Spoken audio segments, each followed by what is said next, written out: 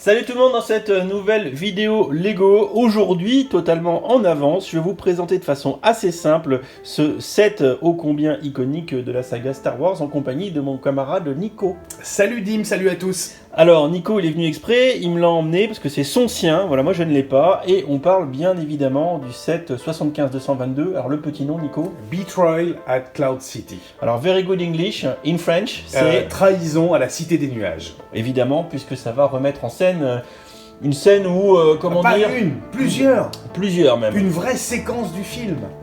Oui, mais à la fin, quand même, il y a un mec pas sympa qui trahit ses potes. Oui, clairement, mais à la fin, quand même, il se dit, je vais peut-être revenir les aider. Ah, c'est pas faux.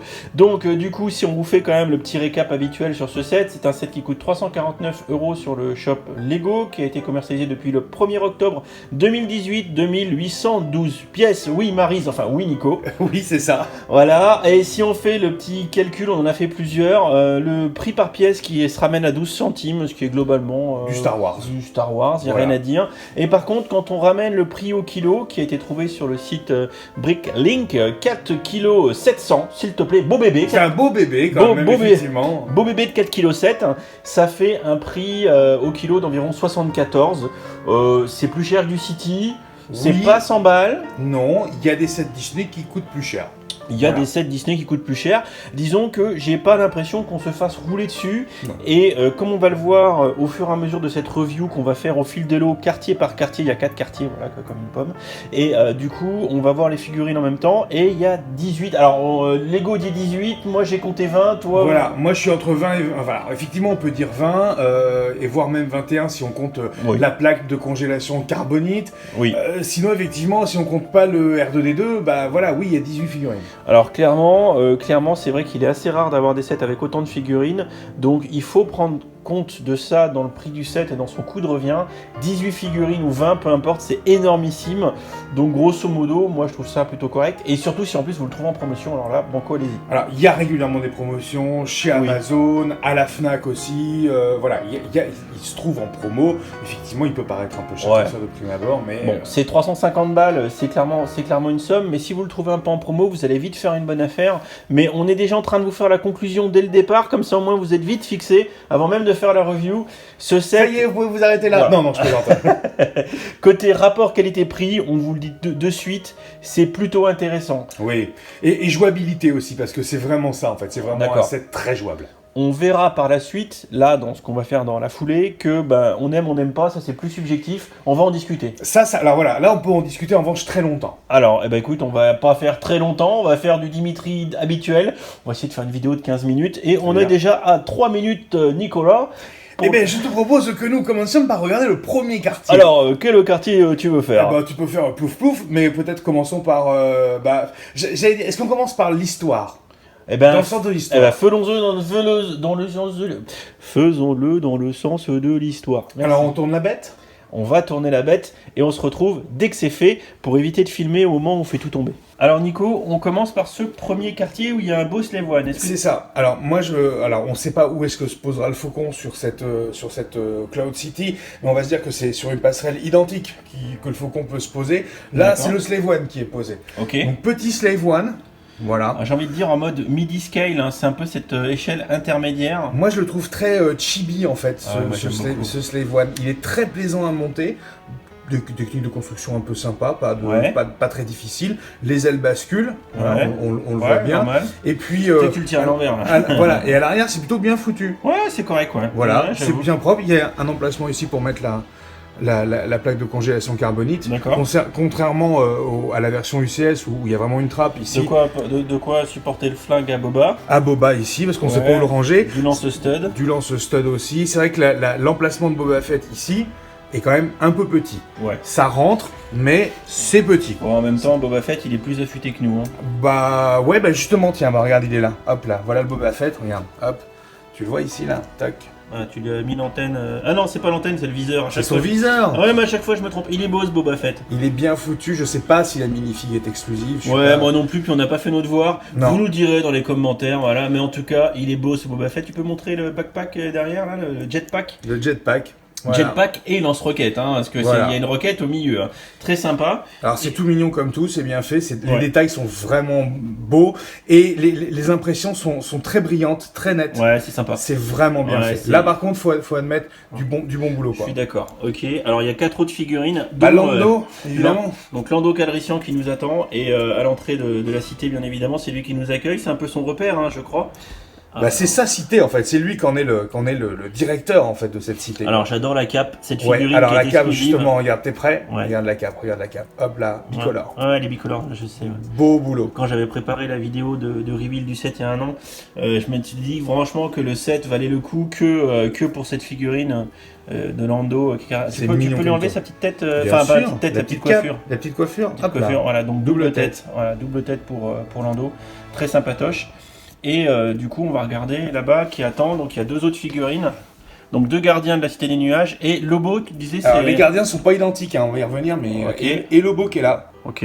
Tu vois. D'accord. Alors lui, évidemment, de par son attirail électronique, forcément, la tête est imprimée tout autour. D'accord, ok. Et puis, les jambes sont plutôt classiques, mais quand même, on a... Mais donc, torse était exclu, j'imagine. Était exclu, effectivement. On a derrière, du coup, tu disais... On a les 2 gardes de Bespin. Oui. Tiens, on va le mettre là, regarde, tu vois, devant. Ah, magnifique. Voilà, regarde, la comparaison entre les deux, on a le moustachu et puis le plus jeune. Voilà. Donc en fait, il y a le maître et puis il y a le padawan. Exactement. Et ce sont eux qui vont pouvoir emmener Han Solo en congélation carbonique. Et voilà. Donc on appréciera derrière une jolie porte. Regarde la porte, regarde, c'est vraiment bien foutu. Toutes les portes s'ouvrent sous coulisses. C'est bien. Ça c'est chouette. Jouabilité, je te l'ai dit, maximale sur ce set. Vraiment, c'est hyper bien foutu.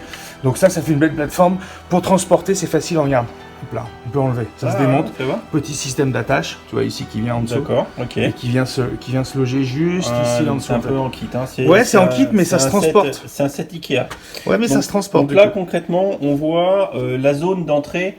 On va dire une des plateformes d'entrée de la cité. Voilà, l'entrée. Qui est donc accompagnée d'un petit Slave One en mode midi-scale de toute beauté. J'ai essayé, un faucon, ça ne passe pas. Ah bah c'est clair, non, il n'y a pas la place. Il n'y a pas la place. Très sympa. Alors maintenant, dis-moi, quel quartier est-ce qu'on va découvrir? Je pense qu'on pourrait aller dans les salons, cette fois-ci. Donc derrière. C'est ça. Allez, on va tourner le set. On refait un quart de tour. Bon alors du coup le deuxième quartier, alors là il y a beaucoup de choses, hein, parce que je vois une petite zone ici, une petite zone ici, une petite zone ici, une petite zone ici. Et les portes. Alors il y a les petites zones, on va commencer par celle que tu disais ici là. Bon, je sais pas ce que c'est ça, je sais pas à quoi vraiment ça correspond, probablement une zone d'attente ou autre. Un petit vestibule, voilà, quelque chose qui permet d'aller sur la plateforme à l'extérieur. Les portes, évidemment, grosse jouabilité, on peut ouvrir les portes, les faire tenir. Ah bien. C'est simple, un petit mécanisme. Alors c'est pas très élégant, ils auraient peut-être pu chiader un peu plus le truc. Mais les portes sont plutôt bien foutues. Voilà. Autre zone, alors on va dire la zone d'entrée derrière la porte d'entrée. Alors là, tu vas pouvoir regarder un petit peu. Ça, c'est du stickers. Tu vas me poser la question. D'accord. C'est du stickers. Voilà. Ça, c'est après il y a une porte qui est très bien faite. C'est celle-ci là, un mur qui est très joliment fait en brick build ici. Voilà. Un peu art déco en fait, hein. On sent quand même cette influence un peu de l'art déco. C'est vrai. Voilà, c'est du stickers aussi. La porte évidemment ici qui s'ouvre pour passer dans le salon. Dans la salle à manger, mais sans y revenir. Donc là, ça c'est quoi ce truc là? Je pense que c'est un élément de décoration. Je sais pas. Il y a une fontaine, mais on va y revenir après.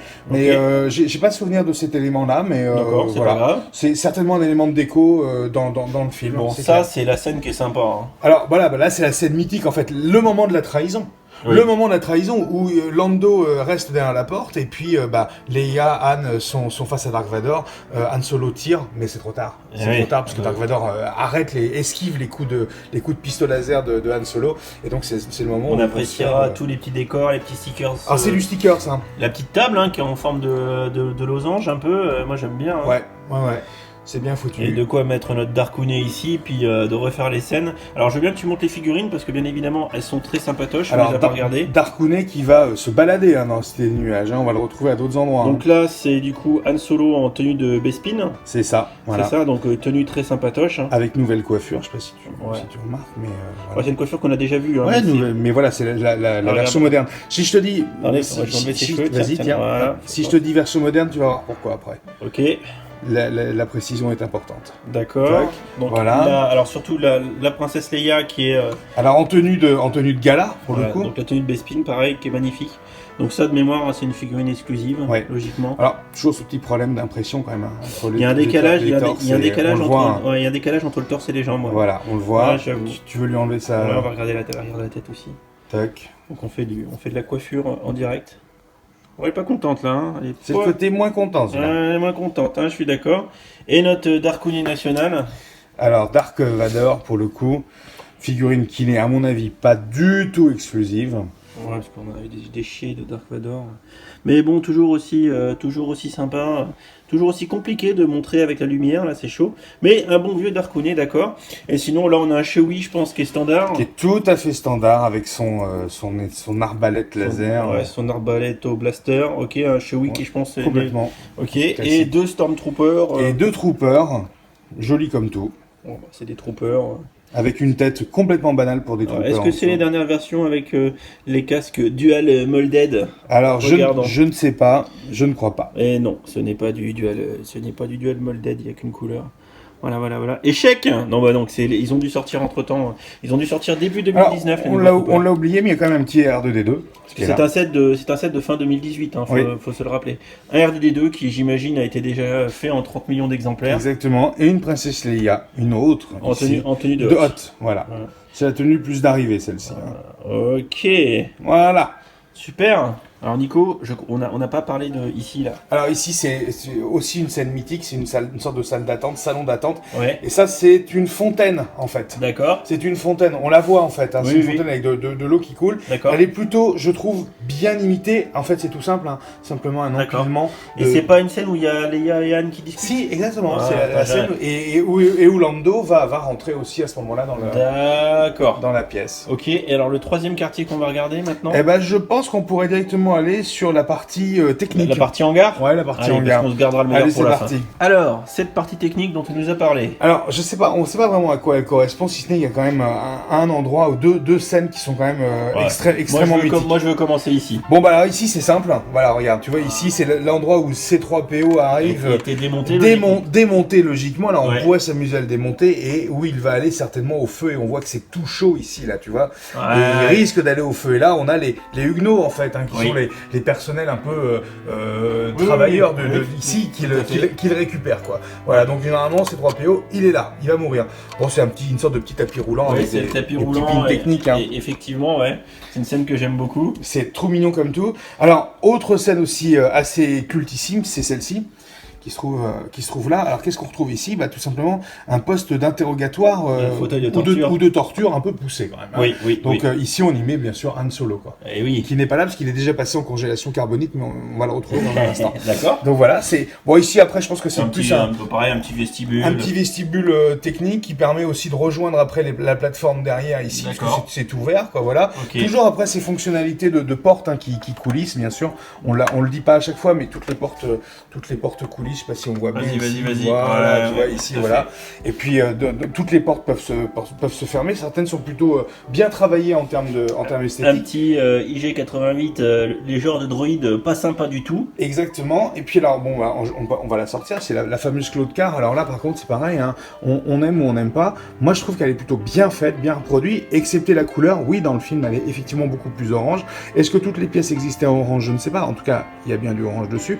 Mais pour l'instant, elle est quand même très rouge. Double lance-stud. Double lance-patate dessus, voilà. Et puis... les compartiments pour mettre les figues dedans, vas-y, montre-nous. 2 compartiments, alors bah, j'en ai ouvert un, comme ça tu vas pouvoir. Donc ça s'ouvre en fait, il y a assez peu de place hein, pour mettre la figue, tu vois ici.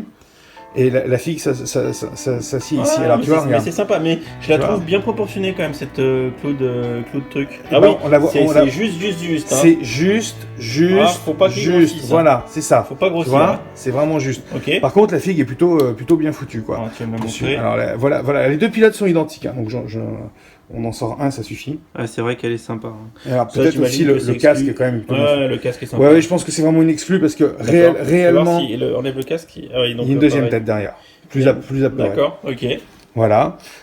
Ça, c'est ce petit compartiment-là. Rien de plus à dire, si ce n'est que c'est vraiment une sorte de plateforme d'atterrissage du Gold City. Tout à fait. Qui n'existe pas, mais on l'a imaginé. On revoit les petites tiles cylindriques jaunes de 1 par 1 rondes. Exactement. Qui permettent de signaler la zone d'atterrissage. Voilà. Bon, je te propose qu'on passe à The Last One.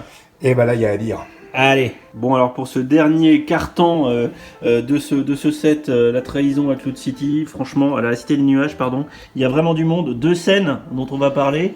Alors, tu veux commencer par laquelle? L'affrontement père-fils ou la congélation? La congélation carbonite, parce que c'est quand même une des scènes. Il y a une fonctionnalité. Oui, puis de toute façon, la Cité des Nuages, ça se termine sur la fin de cette scène-là quand il se fait récupérer après. Exactement. Donc, moi, la congélation carbonite, effectivement, donc là, on retrouve à peu près le même type d'assemblage, en fait. Le mécanisme est un peu différent, le même type d'assemblage qu'on a pu voir. Que le set qui était dédié. Exactement, où on avait cette fois-ci une chambre de congélation. Là, on en a une entière, mais on n'a pas la partie inférieure. Alors, je pense que les moqueurs pourront essayer de faire quelque chose avec l'ensemble. Ça mériterait. Le mécanisme, en revanche, est un petit peu différent. On avait un mécanisme à pivot, et là, on a vraiment un mécanisme qui... Donc là, juste avant que tu le lances, on remarque qu'il y a quand même du monde pour s'occuper de Han Solo. Il y a Boba qui est là, il y a les gardes de Bespin, etc. Il y a un Huguenot, une figurine Huguenot. Alors, on n'en a pas parlé, mais on peut peut-être en parler si tu veux tout de suite. Ah oui, le Huguenot, oui, qu'on n'a pas présenté. Il a vraiment une sale tronche. Il est pas très beau, quoi. C'est un Huguenot en même temps. Et puis il est petit. Il est petit. Tout petit. Ouais, c'est lui qui va appuyer sur le bouton qui va ordonner la congélation de Han Solo. D'accord. Donc on va le laisser à côté. Un petit levier. Un petit levier qui se trouve ici. Et alors le mécanisme est vraiment beaucoup plus simple. C'est qu'il suffit juste de l'aider un petit. Alors il faut l'aider un petit peu parce que des fois c'est un peu. Hop là, voilà. Ok. Donc on fait tomber finalement quelque part. On fait tomber la figue. Et ne reste plus que le Han Solo dans la carbonite. Exactement, voilà. Alors est-ce que c'est une nouvelle pièce de carbonite ou... Non, alors justement, puisque tu parlais des cheveux tout à l'heure de Han Solo, tu vois, en fait, la coiffure... c'est l'ancienne. C'est à l'ancienne. Ah là là, c'est à l'ancienne. Ouais, je suis d'accord. Ça, ils auraient peut-être pu faire un effort. Voilà. Okay. Moi, c'est un des petits bémols que je peux noter sur. Ouais, le petit, par contre, le petit mécanisme est sympatoche. Oui, il est bien foutu. Alors, je sais pas si on voit un peu comment ça fonctionne, mais c'est un système de bras en fait. Il y a un système de bielle manivelle un petit peu. Tac tac. Ouais. Voilà. Ah ouais, d'accord. Ouais, c'est sympa. C'est plutôt bien foutu. Ouais, je confirme. C'est beau gosse. C'est beau gosse. C'est beau gosse. Bon, et pour terminer, Luke, je suis ton père. La scène est mythique. Alors, là, on a essayé de reproduire assez facilement en fait ici avec ce petit système-là, la partie avant qu'ils sortent en fait de la cité, enfin qu'ils soient sur cette partie, je pense, centrale. D'accord. J'imagine que c'est le tube central parce que là normalement c'est plutôt au centre finalement de la cité. Moi ce que j'adore c'est l'espèce d'antenne de manivelle, tout ça. S'il y en a partout, ça donne une impression de hauteur quand on est dans le film. Voilà, et ça suspend tout dans le vide en fait. Et là en fait ils ont réutilisé un peu la technique du gribbling, d'en mettre un petit peu partout, et du coup ça donne un peu cet aspect-là. Et puis avec des pièces transparentes en dessous, là on les voit bien, qui permettent quand même de donner un peu cette impression de suspension de la chose dans le vide. Parce que tout est dans le vide normalement. Et on se rappelle qu'à la toute fin, Luke est suspendu un truc comme ça sous la Cité du Nuage et il se fait rattraper in extremis à coup de Faucon Millenium. Tu parlais de Luke, alors moi je lui ai pas enlevé. En tenue de Bespin. Voilà, en tenue, et puis de pilote X-Wing pour le coup. Ah mais c'est la classe. Il sort de son X-Wing. Cette figurine est belle. Elle est très très belle, une double tête évidemment, bien sûr, très apeurée. Non, c'est pas possible que ce soit toi, papa. Voilà. Et puis donc on retrouve le même Dark Vador parce que c'est le même. Il y en a pas une de plus. Alors est-ce qu'on a présenté toutes les figurines? Je crois que oui. On a présenté toutes les figurines. On a fait le Huguenot, on a fait Boba, les gardes, etc. On a fait à peu près le tour. On a fait tout le monde. On notera donc du gribbling ici qui fait un peu le toit de la cité. Qui ressemble en fait, qui donne un peu cette impression de mini-cité en fait, de mini-Cloud City, si on le voit comme ça. Parce qu'en fait, je pense que c'est une allusion. Ça serait presque à peu près comment Cloud City est modélisé sur un disque avec tous les bâtiments. C'est ça. Ça pourrait presque être le microscale de Cloud City. Exactement. Ou la skyline. Et qui est au sommet de cette structure cylindrique avec un gros croisillon en plein milieu. C'est ça. Alors c'est vraiment un gros croisillon en fait. On construit avec des énormes briques, des grandes briques, des grandes poutres pour en termes de plaisir de montage, ça se passe comment là? C'est très chiant au départ parce que c'est vraiment pas plaisant. C'est des grosses briques, donc là on a l'impression limite d'assembler du diplôme. Quand on regarde en dessous, il y a beaucoup de structures avec de la grosse brique 3x2 ou... c'est une croix en fait, tu assembles une croix. D'accord. Après en revanche c'est un peu plus sympa au niveau des zones. D'accord. On va commencer d'abord par la plateforme et on va tourner dans ce sens-là. Tu te rappelles combien de temps t'as mis pour le monter à peu près? Moi je suis pas un bon exemple, mais je vais te dire que j'ai quand même mis au moins 10 heures. Ouais, 2 après-midi.